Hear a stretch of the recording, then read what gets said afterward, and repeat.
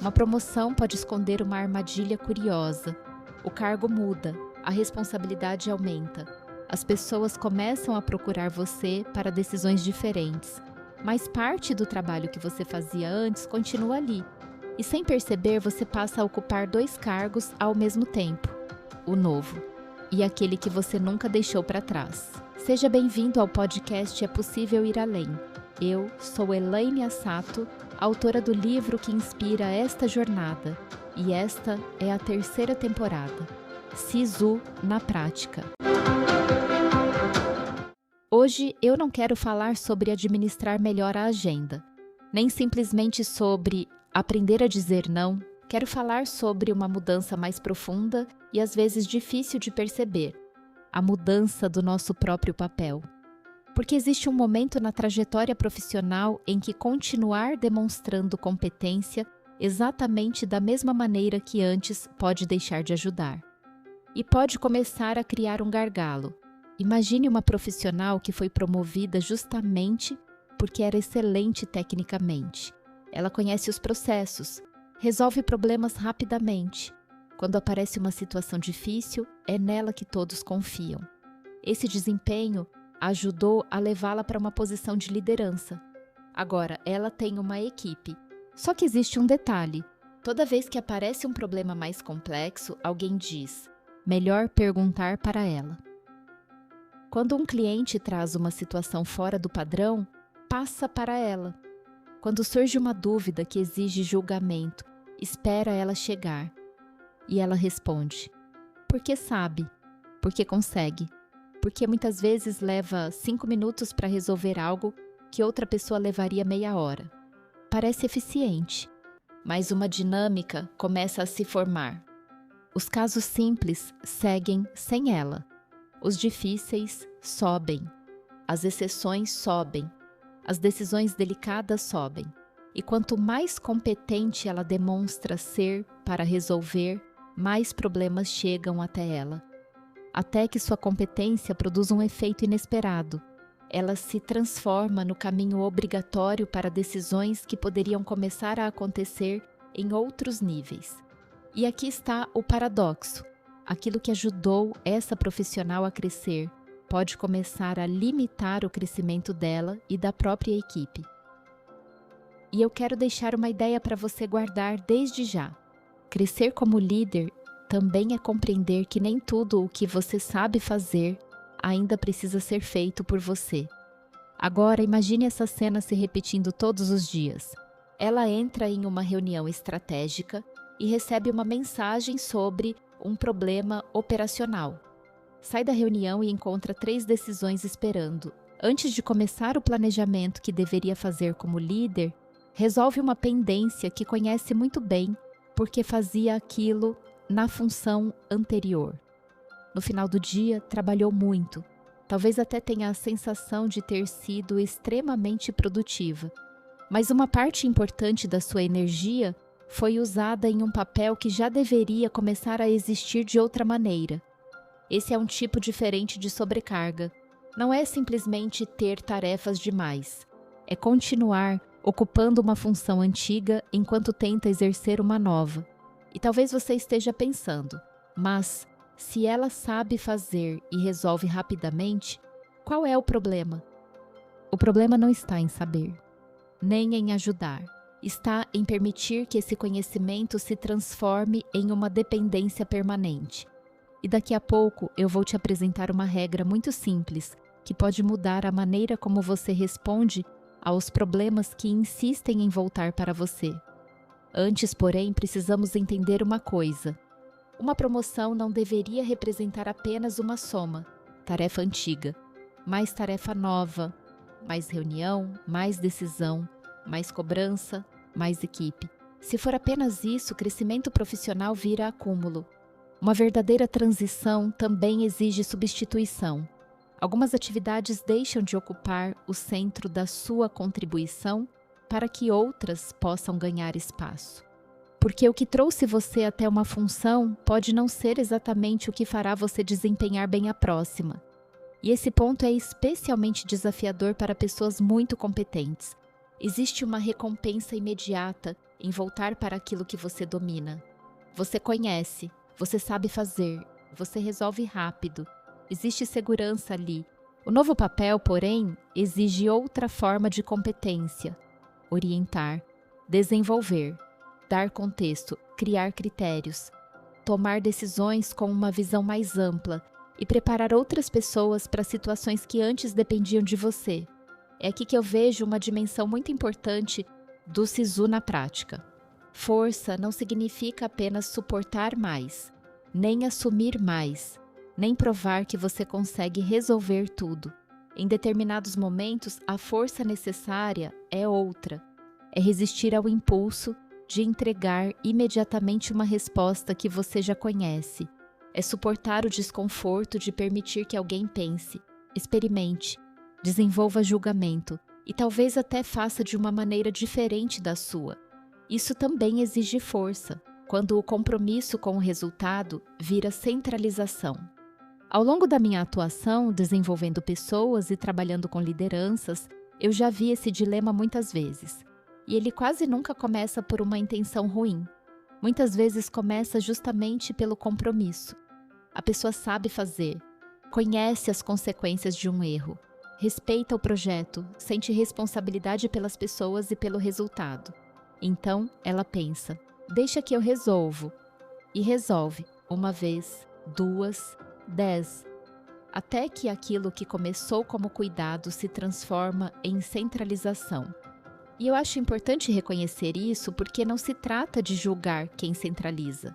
Existe uma intenção que muitas vezes é legítima. O ponto é perceber quando essa forma de cuidar deixou de desenvolver o sistema. Porque chega um momento em que proteger demais a entrega pode impedir que outras pessoas desenvolvam a capacidade de sustentá-la. E essa mudança não acontece simplesmente porque alguém decidiu: a partir de amanhã vou delegar. É mais profunda, é uma mudança na forma de exercer a própria competência. Um colaborador chega com uma situação difícil. A líder conhece a resposta. Pode simplesmente dizer: faça assim. Em poucos minutos, assunto encerrado. Mas na próxima vez em que surgir algo semelhante, qual será o comportamento mais provável? Ele volta e pergunta novamente. Agora imagine outra possibilidade. Em vez de começar pela resposta, ela pergunta: qual decisão você tomaria se eu não estivesse aqui? A conversa muda. A pessoa precisa organizar o raciocínio, apresentar uma possibilidade, explicar o critério que utilizou. Talvez acerte, talvez não. Mas alguma coisa começa a ser construída. Capacidade de julgamento. A líder pode complementar. Mostrar um risco que não foi percebido. Apresentar uma variável importante. Definir até onde aquela pessoa pode decidir sozinha. Na primeira vez, provavelmente essa conversa levará mais tempo do que simplesmente entregar a resposta. E é justamente aí que aparece aquela frase tão comum: se eu mesma fizer, termino mais rápido. Sim, hoje provavelmente termina. Mas liderança não pode medir eficiência apenas pelo tempo economizado hoje. Ela também precisa observar a capacidade que está construindo para amanhã. Delegar tarefa não é o mesmo que desenvolver autonomia. No meu livro É Possível Ir Além, eu falo sobre microgerenciamento e sobre uma consequência importante da dificuldade de delegar. Enquanto a liderança se sobrecarrega, a autonomia da equipe diminui. Mas existe uma camada além da delegação. Não basta transferir tarefas, se eu digo, faça isso, mas continuo sendo a única pessoa autorizada a interpretar, escolher e decidir. Eu transferi execução, não transferi responsabilidade. A autonomia começa a crescer quando os critérios também ficam claros. O que é um bom resultado? O que pode ser decidido sem consulta? Em qual situação é necessário envolver a liderança? Que riscos precisam ser observados? Quando essas referências ficam claras, a pessoa não recebe apenas uma tarefa. ela começa a receber condições para pensar. E isso nos leva à prática que eu prometi, a regra da segunda vez. Nos próximos dias, observe os problemas que retornam para você, não aqueles que aparecem uma única vez, os que voltam.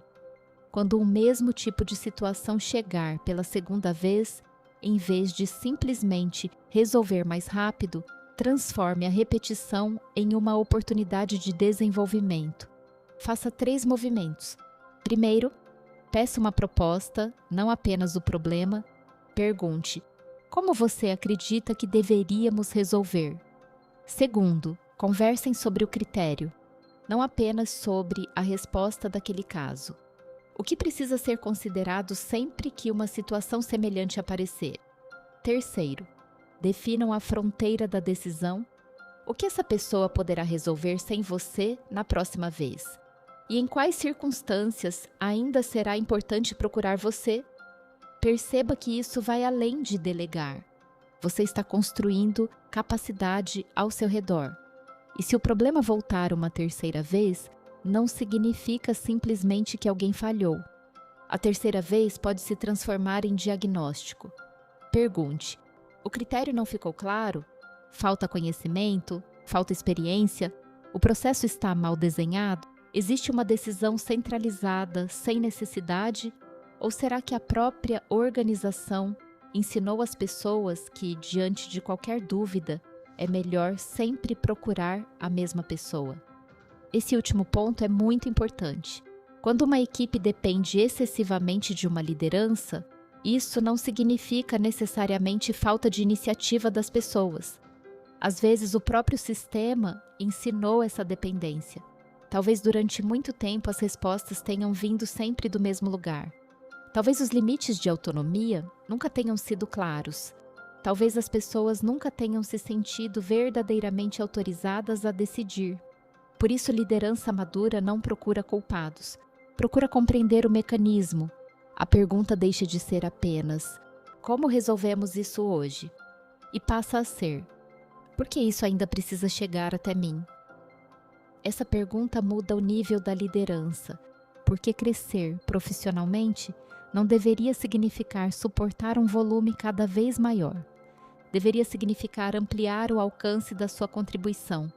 Às vezes, ampliar o nosso impacto exige deixar de ocupar o centro de todas as soluções, não porque nos tornamos menos importantes, mas porque começamos a construir algo que funciona além da nossa intervenção direta. Isso também é SISU na prática. Não transformar força em acúmulo, transformar experiência em capacidade, transformar conhecimento individual em repertório coletivo. Talvez o grande resultado de uma liderança não seja ouvir: só você consegue resolver isso. Talvez seja chegar o dia em que alguém diga: aquela situação aconteceu novamente, nós usamos o critério que combinamos, tomamos a decisão e funcionou. Existe uma satisfação diferente aí. O conhecimento circulou, a confiança cresceu, a equipe ganhou repertório. E você ganhou espaço para exercer aquilo que a sua função atual realmente exige. Inspiração prática para o seu dia. Por isso quero deixar uma pergunta para você.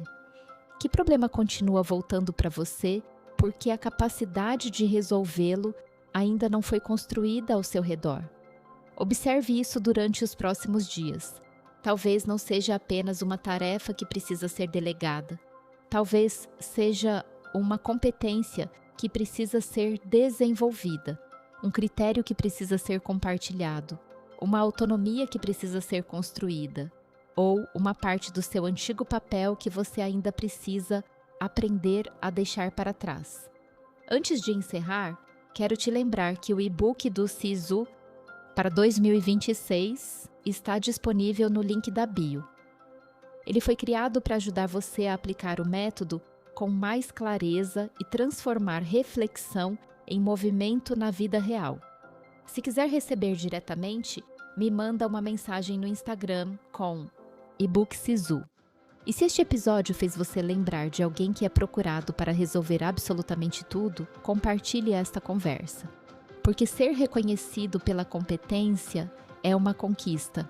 Mas existe uma próxima etapa: fazer com que aquilo que você sabe deixe de ser uma dependência e se transforme em capacidade ao seu redor. E talvez uma das formas mais maduras de ir além seja justamente esta: não ser necessário em tudo para continuar fazendo diferença. A gente se encontra no próximo episódio. Até lá!